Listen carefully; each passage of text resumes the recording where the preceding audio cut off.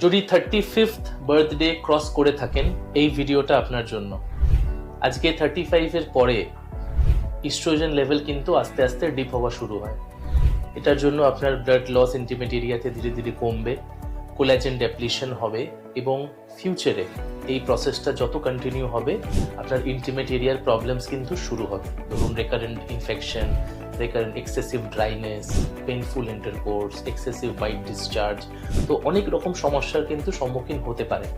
এটার জন্য অনেক মেডিসিনস আছে, অনেক মেডিসিনস দেওয়া হয়, কিন্তু রেজাল্টস খুবই টেম্পোরারি, তারপর হাল ছেড়ে কিন্তু আপনাকে বসে যেতে হয়। কিন্তু আজকে at Petals Aesthetics Kolkata we believe in prevention is always better than cure।